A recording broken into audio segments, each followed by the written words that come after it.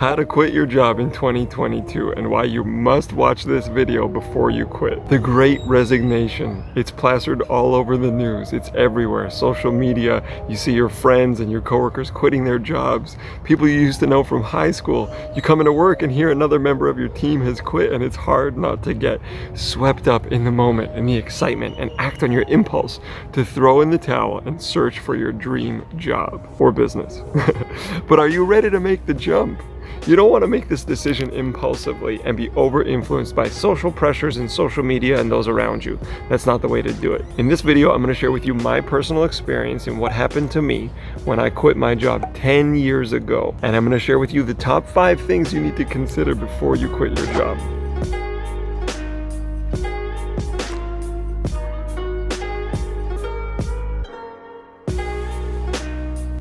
Hey, you're back with Michael Santanato. I'm a financial advisor and financial consultant and cryptocurrency investor, and I traded in my 9-to-5 10 years ago, before I got into crypto, to start my own business, and I now live virtually in Mexico. Welcome to the channel, the place where you can learn about investing, cryptocurrency, everything personal finance, and securing your financial future. Today we're going to be talking about quitting your job, when you should do it, and what you need to know before you do it. And I've been there. I traded my 9-to-5 and I'm now self-employed, and I live, as I said, in Mexico. I have 3 different businesses. I have a lot of different investments and assets, and it was not a simple transition, but it is possible for many of you. However, to make the transition smooth, you need to be thoughtful. Quitting your job is not a decision you should make impulsively, and you should have a plan. Before we dive into how to decide if now is the right time to quit your job, let's look at why so many people are leaving their jobs across Canada and America. In 2020, not that long ago, as the pandemic began, we saw massive layoffs. However, as we start 2022, the tables have turned. Millions of people have decided that they did not want to return to their office or even working from home full-time as companies began calling them back. The simple reason for this is there are a lot of open slots and not a lot of applicants. Many people see this and know that now is a great time to negotiate for more pay or a new role altogether. That said, there are a few things you should consider before quitting your job, especially if you don't have another job lined up. When I left my 9-to-5, there were not a lot of resources around the web to help me navigate the process at the time. So here we've put together a list of things that I wish someone made me think about before I quit my job. Number 1, consider the worst possible situation and how you can avoid it. Get out your notepad or notes app and make a list of problems and solutions. Think about the worst possible thing that could happen if you did quit your job. For example, maybe you're worried you won't be able to pay your rent or your mortgage. You think you don't have enough savings to cover your bills.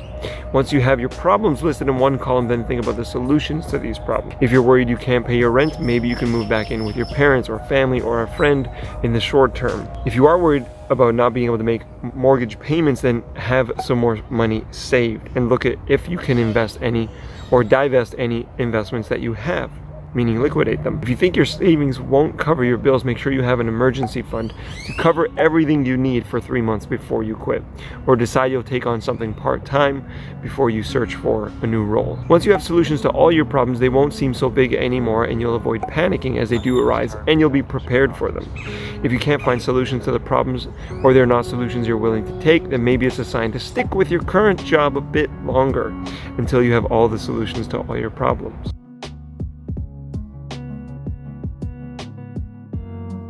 Number 2, ensure your own financial security. The biggest downfall that many who quit their jobs on impulse experience is not having enough money to support themselves. It's like literally walking off of a boat without a raft or another boat being at the bottom there to catch them. You do need a safety net. You will want and need a safety net.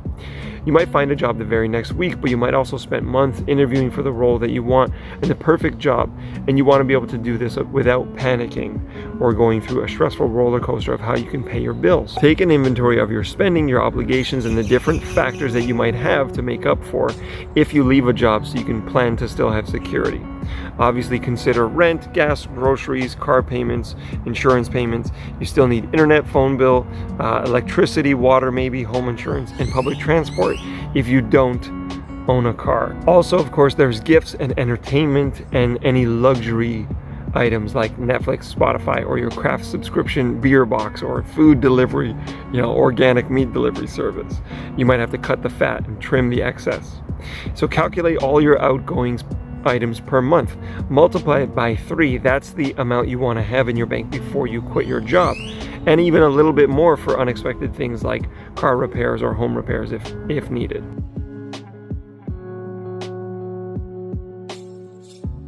Most importantly, understand why you want to leave your job. This is number 3. Why do you want to leave? Give it some real thought. Did you have a petty fight with someone, or is your office uncomfortable?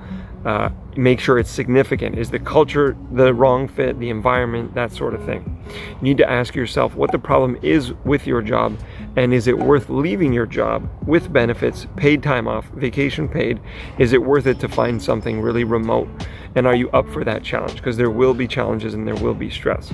I've been living in Mexico now for over 10 months and I love it, I enjoy it, but I've also got friends that support me and family and people who love me and people who care about me. And I've done this experiment before 3 weeks in Brazil, and so this was not a brand new all or nothing, leave it.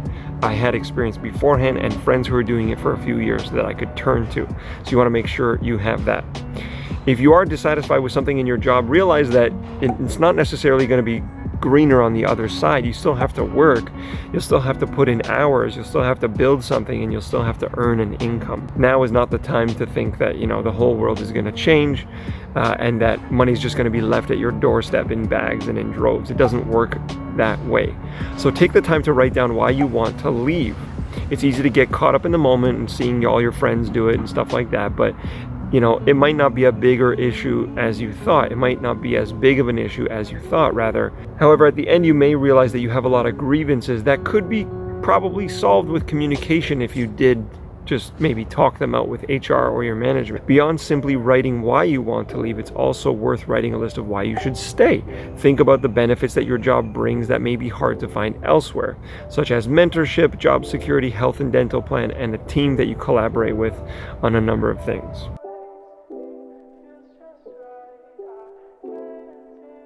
Number 4, consider those who are dependent upon your income. It's important to think about who else would be affected by this change. Is it your parents, your partner, your kids, or even a dog that relies on your income because things cost money? And talk through your decision with your parents, your significant other, friends, or coach, or mentor, or doorman, even if you want.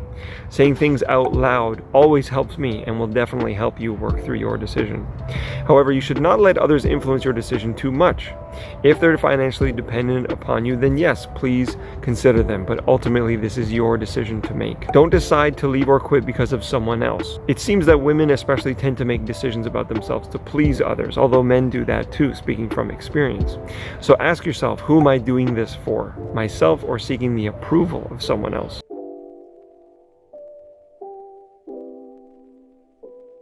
Number 5, the last one, take advantage of your benefits while you have them. We talked about the things you have to cover when you quit your job in tip number 2, how there may be some additional ones such as health and dental or things like that. And if your job currently covers them, then definitely take advantage. If you're pretty set on quitting your job, then use them before you lose them. Go get your cavity filled, get checkups for your doctor or any other medical or dental items. And if you have any unused vacation days, then take them. See, he thinks that's a good idea. That's why he's honking. It's also a good idea to check who you can ask for a reference before you leave. You may be leaving at a time when other staff are parting ways. And my aunt Margaret always left a job with a reference letter. So when she would move on to the next job, she had a whole slew of reference letters to carry her forward into the next one. So your manager or your higher up may be irritable about you leaving, but you want to go part ways on a good term always. Never burn your bridges. Always keep people and the relationships that can serve you in good places. You always want a great recommendation or referral that you can share with your new job, your new manager, or clients if you're starting another business. So those are my 5 things to consider before quitting your job in 2022. Learn from my mistakes. I did get reference letters. I did use up the benefits. However, I did not have a complete picture and plan, and I did leave without I could have done better, just being honest with you. I had a lot of investments and savings to cushion me before I left, so you want that too, but I definitely could have done a better job, and so I'm sharing that with you here. If you like this video, then please subscribe to the channel and give this video a thumbs up if you found it useful. And I want to turn it over to you now. Are you thinking of quitting your job in 2022? What are your reasons for wanting to quit, and what is holding you back? Let me know by leaving a comment below. And adios from sunny Mexico.